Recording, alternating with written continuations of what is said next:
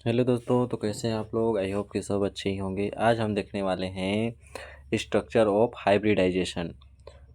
मतलब जैसे आपका हाइब्रिडाइजेशन बोलते हैं ना कि इसका हाइब्रिडाइजेशन क्या होगा।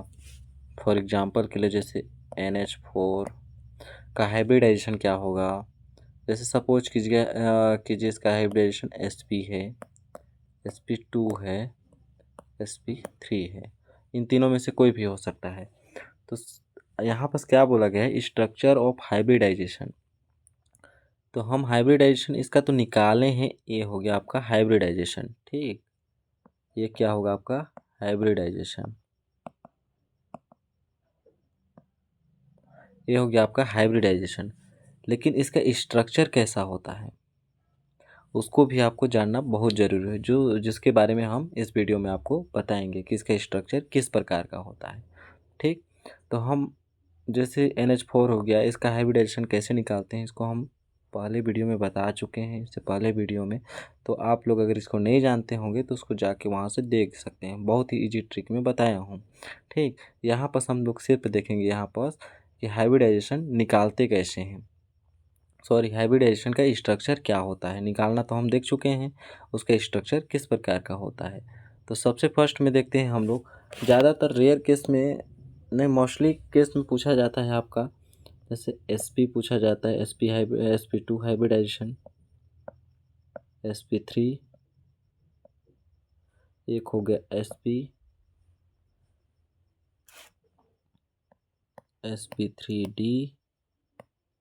SP3D2, SP3D3।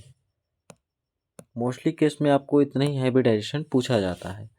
तो आपको इसका मतलब समझना होगा कि SP का मतलब क्या है। ठीक, तो SP का मतलब होता है जैसे एक S ऑर्बिटल प्लस एक P ऑर्बिटल आपस में ओवरलैप करके। इसको मैं ज़्यादा लंबा तक नहीं बताऊंगा, यहाँ पर हम सिर्फ स्ट्रक्चर के बारे में जानेंगे। तो एस का कैसा होता है आकार, आपको पता हो गोलाकार का होता है। ठीक, और पी का क्या होता है आपका डंबल शेप का होता है। डबल डंबल शेप का नहीं, डंबल शेप का, ओनली डंबल शेप का होता है। एस का गोलाकार, पी का डंबल शेप का होता है। तो ये दोनों आपस में ओवरलैप करके एक sp ऑर्बिटल का, sp हाइब्रिडाइज ऑर्बिटल का फॉर्मेशन करते हैं आपस में ओवरलैप करके। जैसे हो गया एक s ऑर्बिटल, एक p ऑर्बिटल, आपस में ओवरलैप करके क्या एक sp हाइब्रिडाइज ऑर्बिटल का फॉर्मेशन करते हैं। तो इसको हम इस वीडियो में जिक्र नहीं करेंगे, हम अगले नेक्स्ट वीडियो की ओर बढ़ते, नेक्स्ट टॉपिक की ओर बढ़ते हैं, जिसके बारे में हम यहाँ जानना चाहते हैं। जैसे हम क्या जानना चाहते हैं, इसका आकार किस प्रकार का होता है। ठीक, तो sp जो एक s ऑर्बिटल से मिलकर बना होता है, एक p ऑर्बिटल से मिलकर बना होता है, उसका आकार हमेशा लीनियर होता है। ये हमेशा 180 डिग्री में होता है आपका लीनियर। sp कैसा होता है आपका, हमेशा लीनियर में होता है sp। ये हो गया sp का। ठीक, इसके बाद हम जानते हैं sp2 का स्ट्रक्चर किस प्रकार का। sp2 हमेशा ट्राइगोनल में होता है, त्रिकोणीय होता है। ट्राइगोनल कैसे समझ सकते हैं, इसको ऐसे समझा जा सकता है, ट्राइगोनल शेप का होता है हमेशा। इसको वैसे बनाना चाहें तो एक पिरामिड के आकार का होता है ट्राइगोनल, जिसके इसका जो बॉन्ड एंगल होता है 120 डिग्री का होता है। कितना होता है आपका 120 डिग्री का।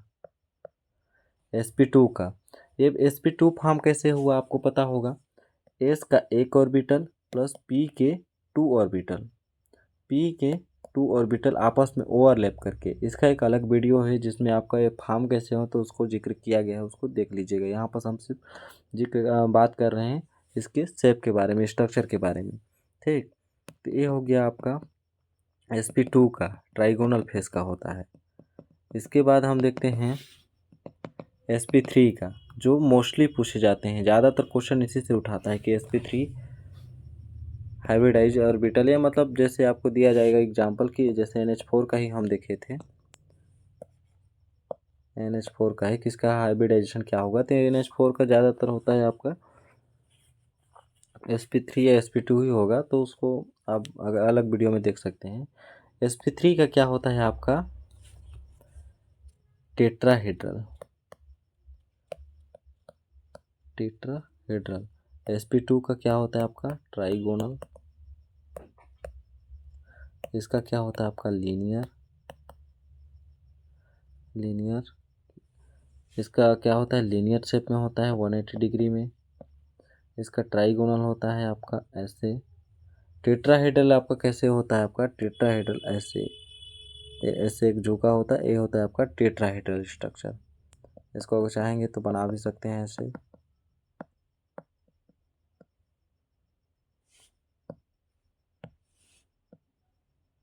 यहाँ से यहाँ बाउंडिंग कर दीजिए, ये आपका टेट्राहेड्रल स्ट्रक्चर हो गया। ठीक, इसके बाद हम देखते हैं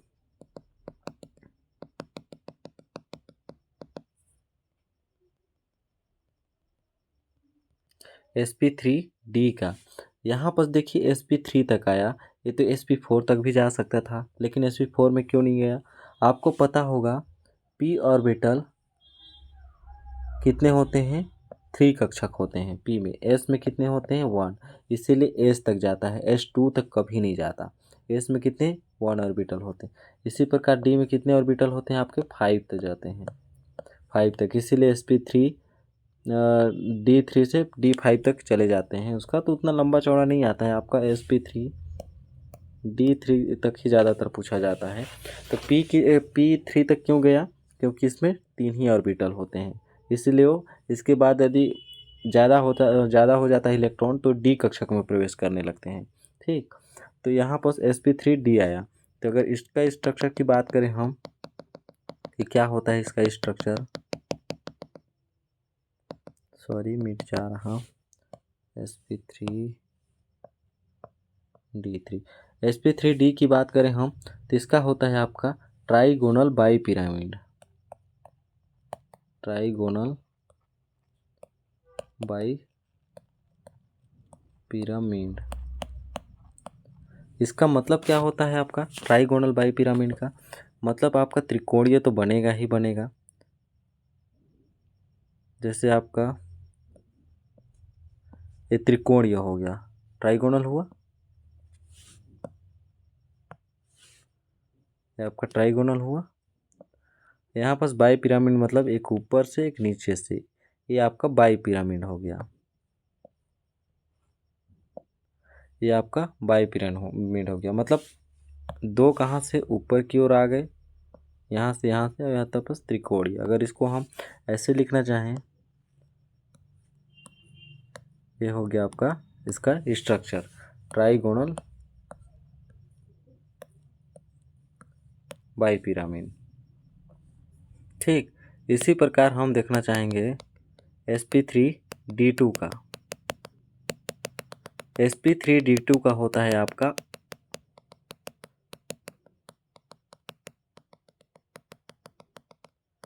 ऑक्टाहेड्रल। sp3d2 का क्या होता है आपका ऑक्टाहेड्रल स्ट्रक्चर। हम ट्राइगोनल बाई पिरामिड देखें तो इसका कैसा होता है ऑक्टाहेड्रल, एक सीधा गया, ये हो गया आप इसका ऑक्टाहेड्रल स्ट्रक्चर। सिंपल सा क्या हो गया आपका इस ऑक्टाहेड्रल स्ट्रक्चर। इसी प्रकार इसका हो गया sp3d3 का देखेंगे तो ट्राइगोनल नहीं, आपका पेंटागोनल। इसका क्या होता है आपका ऑक्टाहेड्रल, ऑक्टाहेड्रल किसका होता है आपका sp3d2 का। इसी प्रकार आपका होता है sp3d3 का होता है आपका पेंटागोनल, पेंटागोनल बाई पिरामिड। इसका मतलब क्या होता है आपका पेंटागोनल मतलब होता है आपका, जैसे ट्राइगोनल बोला तो उसमें त्रिकोणीय बना, पेंटागोनल में आपका भी वैसे ही बनेगा, ये हो गया पेंटागोनल बाई पिरामिड। इसका अगर हम एक्सप्लेनेशन देखें, मिटा लेते हैं पहले। पेंटागोनल बाई पिरामिड कैसे बनाते हैं, ये हो गया आपका दो बाई पिरामिड, यहाँ से यहाँ तक। सपोज कीजिए यहाँ पर कोई एलिमेंट है, ठीक, तो यहाँ पर हो गया आपका एक सेंट्रल एटम, इसके बाद ये दोनों तरफ हो गया आपका बाई पिरामिड, इसके बाद पेंटागोनल बना दो, ट्राई स्पार पेंटा स्पार, ये हो गया आपका ट्राइगोनल बाई पिरामिड स्ट्रक्चर। यही होता है आपका sp3d3 का हाइब्रिडाइज स्ट्रक्चर होता है। मतलब इसका किस प्रकार का स्ट्रक्चर होता है। तो ज़्यादातर स्ट्रक्चर आपको पूछा नहीं जाएगा, पूछा जाएगा तो इसका हाइब्रिडाइजेशन पूछा जाएगा कि इसका हाइब्रिडाइजेशन क्या होता है। यदि आपको स्ट्रक्चर निकालना आता होगा, जैसे sp3 का क्या होता है, जैसे टेट्राहीड्रल होता है, sp3d का क्या होता है, ट्राइगोनल बाई पिरामिड होता है, तो आप इसका पॉइंट ग्रुप बता सकते हैं कि पॉइंट ग्रुप क्या होगा इसका। इसको अगर स्ट्रक्चर पता हो तो आप बहुत कुछ आइडेंटिफाई कर सकते हैं, इसलिए आपको स्ट्रक्चर जाना बहुत ही ज़्यादा ज़रूरी है। तो आई होप दोस्तों आपको अच्छे से समझ में आया होगा। मिलते हैं अगले नेक्स्ट वीडियो में, उसमें और ज़्यादा एक्सप्लेनेशन होगा ताकि आपको और अच्छे तरीके से समझ में आए।